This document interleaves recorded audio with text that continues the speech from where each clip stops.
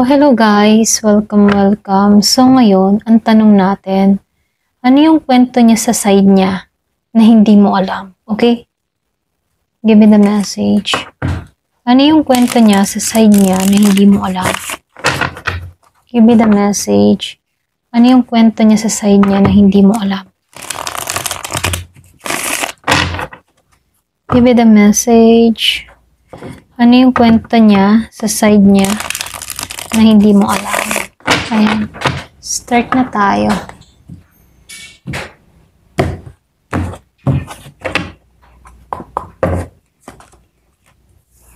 So, meron ditong the Lovers reverse, the Hierophant reverse, the Emperor upright, Seven of Fire reverse, Ten of Earth. Meron ditong the Magician reverse, Ten of Fire, Ace of Fire reverse, King of Fire reverse, Page of Earth upright, Seven of Earth, Queen of Air, and the Strength. So, nakikitaan ko dito, merong Aries, Leo, Sagittarius, malakas ang Gemini, malakas ang Taurus, malakas ang Aries. So, nakikitaan ko rin dito, Virgo, Capricorn, malakas yung Taurus dito ha. So, nakikitaan ko rin dito, Sagittarius, malakas. More on fire sign and earth sign, okay? Yung iba sa inyo, pwedeng meron kang kadiling na ganito. So, nakikitaan ko rin dito, malakas din yung Libra. Ayan. And Leo. Ayan, start na tayo. So, ngayon, lumabas yung the Lovers.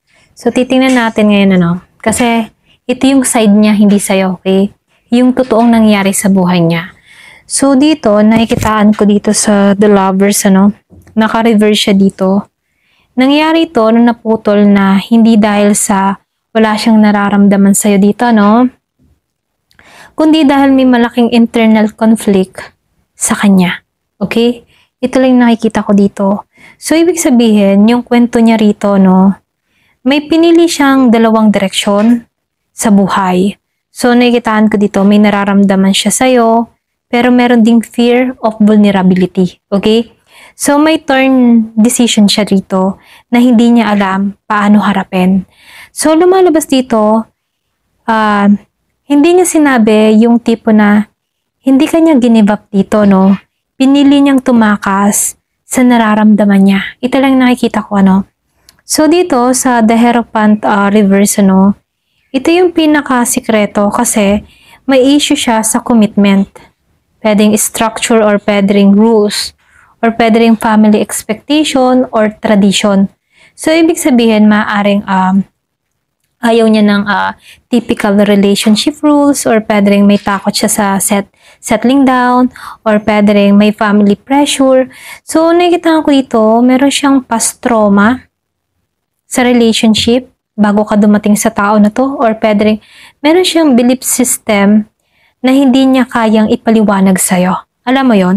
So, hindi niya inamin, hindi siya handa sa commitment na iniisip niya na baka hinahanap mo. Okay?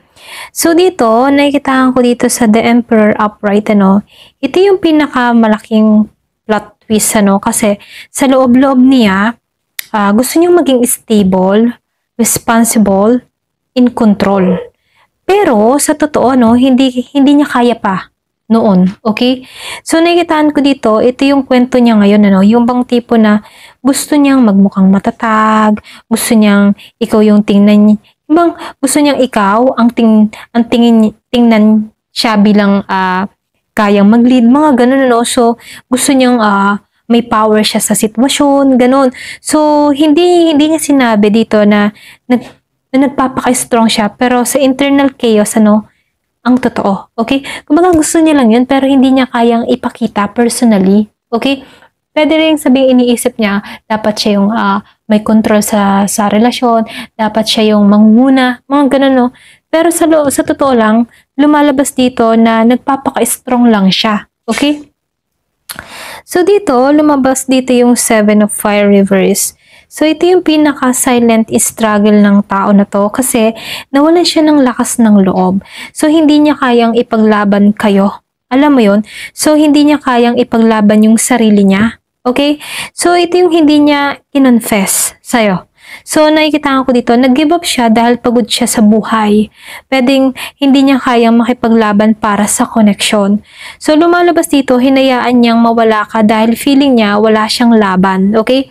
Ito yung weakness niya na ayaw niyang malaman mo. Ayan. So, dito, no, nakikitaan ko din dito sa 10 of Earth reverse. So, nakikitaan ko dito yung pamilyar or pwede ring financial card na bumagsak, okay? So, nakikitaan ko dito, ito yung hindi mo alam, hindi niya sinasabi. May problema siya tungkol sa stability, pera, trabaho, family, future plans, or responsibility. Meaning, unstable siya sa finances niya. Pwedeng may family burden, okay, na kinakaharap tong tao na to. May long-term pressure. So, may failure siya sa career and nakikita ko dito na walan siya ng opportunity, okay? Ito yung nagpapalow sa kanya. So, ibig sabihin, hindi niya sinabi kasi ayaw niyang magmukhang mahina o pabigat, okay? So, nakikita ko din dito sa The Magician Reverse, ito yung bang tipo na deceit card or hindi ibig sabihin niloko ka niya. So, nakikitaan ko dito, ito yung tunay na meaning. Hindi niya kayang ipakita yung totoong sarili niya dito, kumbaga nagtago siya sa vulnerability niya, nagpanggap siyang okay, pero yung kwento niya rito, hindi niya kayang i-manifest yung gusto niya. Feeling niya wala siyang direksyon or walang direksyon yung buhay niya, ganon. Feeling niya fraud siya or may self-doubt, yan, pasensya na, may self-doubt siya dito na malala, okay? Kumbaga hindi niya aminin na nahihiya siya sa'yo. Ayan, ito lang nakikita ko, nahihiya siya sa'yo. So dito, nakikitaan ko rin dito sa 10 of Fire, ito yung pinakamabigat niyang kwento kasi overwhelmed siya sa responsibilities, nalunod siya sa pressure. So imbis na humingi siya ng tulong, pinili niya mag-isa at lumayo. So hindi dahil ayaw niya sa'yo, kundi dahil ayaw kanyang madamay. Ito lang nakikita ko. So ayaw niyang makita mo siyang bagsak. Ayaw niyang makita mo siyang chaotic. Ito yung burden na tinatago niya. Okay? So, nakikitaan ko rin dito sa Ace of Fire Reverse. Ito yung pagkawala ng spark. Hindi dahil wala kang epekto, kundi dahil ubos na yung energy niya. So, ito yung hindi niya sinabi sa'yo. Ibang tipong naubos na siya sa problema. Ganon. Drain siya. Walang creativity. Walang motivation, walang direksyon. So, kahit gusto ka niya, wala siyang energy kahit para sa sarili niya. Okay? Ayan. So, nakikita ko dito, kawawa tong person mo. Kumbaga, kung mabibigyan siya ng payo dito, dapat nagpakatatag siya. Okay? Lahat ng mga pagsubok sa buhay ay kaya namang kaharapin. Kumbaga, ipinagkalob tong mga pagsubok na ito dahil kaya niya, okay? Kumbaga, kung maniniwala lang siya sa sarili niya na kaya niya ito, malalampasan niya itong mga pagsubok na to. Ang nangyari nga lang dito sa taong ito, nakikita ko, yung bang tipo na pinanghinaan siya dahil kulang siya sa self-worth. Alam mo yun? Kulang siya sa pagtitiwala sa kanyang sarili. Ayun, ito lang nakikita ko at napapansin ko dito, Ayan. So, dito, sa King of Fire, naka-reverse siya. So, ibig sabihin, yung bang tipo na wounded, okay? Sugatan. Kumbaga, yung kwento niya rito, mababa yung kumpiyansa niya. Yung sinabi ko nga kanina, self-worth. Kulang siya sa self-worth. So, takot siyang mag-lead. So, ibig sabihin, takot siya hindi maging enough sa'yo. Takot siyang mapaibig ka tapos hindi niya mapanindigan. Okay? So, ito yung secret. Nahihiya siya sa'yo. Ayan. Naramdaman niyang ang taas ng tingin mo. So, pero siya yung baba ang tingin niya sa sarili niya. Ayan. So, nakikitaan ko dito, Yun nga sinabi ko kanina. Meron siyang kulang sa kanyang sarili na kailangan niyang i-push, okay? para maibalik yung kanyang tapang, lakas ng loob. Lahat ng tao na nakakadaan ng mga pagsubok sa buhay. Pero yung i-down mo yung sarili mo, dapat hindi ganun, ano. Kailangan ipupush mo yung sarili mo na kaya mo. Kaya mo lahat. Ganun. So, nakikitaan ko rin dito sa page of earth, ano, upright. Meron naman ditong good sign, ano. Kasi dito, yung kwento niya, kahit baga quiet siya, merong rebuilding na nangyayari. Pwedeng merong silent progress, pwedeng small step. Habang no contact kayo, no, nag-aayos siya ng finances niya, nag-aaral siya ng skills, at yun yung magandang ginagawa niya rito, no. So, dito, nag-aayos siya ng trabaho or pwedeng career. Pwedeng pinapistable niya muna yung sarili niya, okay?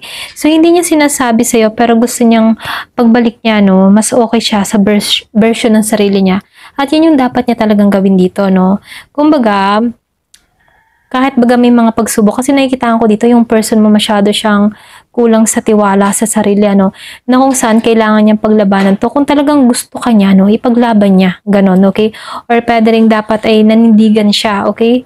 Or kung talagang gustong-gusto ka niya, no, dapat dito, kinausap ka. Ayan, ito rin nakikita ko, no, kasi kaya naman ng komunikasyon.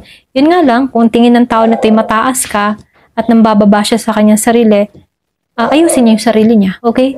So, dito, no, nakikitaan ko rin dito sa Seven of Earth, upright. So, dito, no, hindi kanya tinitigilan dito. Hindi kanya tinapon. So, lumalabas ito, hindi kanya kinalimutan. So, yung energy nito, pinaplano ka niya. Ayan. So, inisip niyang worth itong connection na to. Ganon. So, ngayon niya nakikita yung halaga mo. So, nakikitaan ko dito, iniisip niya yung timing. So, iniisip niya kung paano babalik. Ganon. So, iniisip niya kung paano aayusin. So, this is long-term investment. Kumbaga, no? So, nakikitaan ko dito, hindi ka pa niya binibitawan. Okay? Yung iba sa inyo, hindi ka pa binibitawan ng tao na to. So, nakikitaan ko dito, no? Meron ako nakikita dito, earth sign. Pwedeng meron kang kadiling na Virgo, Capricorn, Taurus. Malakas yung Taurus dito, okay? So, nakikitaan ko rin dito sa Queen of Air. Ito yung card ng cutting communication. Pero may regret, ano? Pwedeng kinat niya muna yung communication about sa'yo. Or pwedeng hindi kanya kinibo, hindi kanya kinausap. Pero yung kwento niya rito, no? Pinutol niya yung communication, hindi dahil ayaw niya. Okay? Kundi dahil natatakot siya na masaktan ka o masaktan siya. Okay? Pero ngayon, ano? Regret. Nagsisisi. Okay?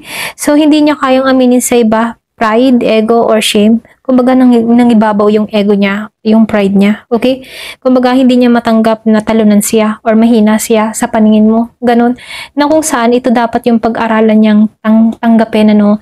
Lahat ng tao ay mayroong kanya-kanyang kahinaan. Kailangan lang haharapin kung paano, kung paano haharapin yung kanilang mga kahinaan para magsulong, ano? Sumulong, ayan. Or magtaguyod, ganyan. So, dito, si strength, ano, lumabas dito yung upright. So, nakikita ko dito, ito yung ending. Ito yung pinakamalakas na clue sa kwento niya at sa future niya. Okay? So, humihinga ulit siya. Ito lang nakikita ko. Minsan humihinga, no, pwedeng nagkakaroon siya ulit ng positibong pananaw sa buhay, nagkakaroon muli ng encourage, or pwedeng nagkakaroon ulit ng motivation, mga ganun, no? So, nagiging niya yung emotional strength niya. Unti-unting nawawala yung takot niya dito, no? So, nakikita ko dito, nagiging siyang matatag, okay? Nagiging handa. So, nakikita ko dito, ito yung pinaka-final truth ng tao na to. Gusto ko pa rin niya. Ayan. So, hindi kanya kayang i-let go. Hindi pa tapos yung kwento nyo. Okay? Pwedeng, dahil ikaw ay nasa stage na nag-level up ka, so gusto ng tao na to pantayan yung pagiging level up mo. Pwedeng nagsusumikap siya na kung saan yun yung pinabayaan niya sa sarili niya. Okay? So, nakikitahan ko dito, hindi man niya inamin, kailangan ka niya. Okay? Pero nakikitahan ko dito, sa emotional strength ng tao na to, hinahanap ka niya. Okay? So, dito, nakikitahan ko dito, yung kwento niya na hindi mo alam. Ito yung tipo ng tao na may takot siya sa commitment at expectation. Pwedeng nakikitaan niya, ikaw before na pwedeng malaki yung expectation mo, or pwedeng takot siya sa commitment, ganun. Or pwedeng sabihin na takot siya na hindi niya maibigay lahat ng mga pangangailangan mo. Okay? So, nakikitaan ko dito, meron ding financial or pwedeng family instability. So, mabigat yung burden or pressure na dinadala ng tao na to. Feeling niya hindi siya enough sa'yo, okay? So, nagpapanggap siya sa ibang tao na strong siya, pero deep inside, nakikitaan ko dito na bagsak siya. So, nakikitaan ko rin dito, hindi, nahihiya siya sa'yo, kaya lumayo. Pwedeng nahihiya siya sa pamilya mo or pwedeng nahihiya siya sa sasabihin ng tao. Okay? So, nakikitaan ko dito, hindi kanya kayang i-let go. So, lumalabas dito, nagpaplano siya silently, pero nagpapalakas siya ngayon. Okay? So, hindi pa tapos yung connection ninyo. So, ibig sabihin, babalik siya pag stable na siya. Ayan, ito na yung nakikita ko. Ayan. Thank you for watching. Love and peace.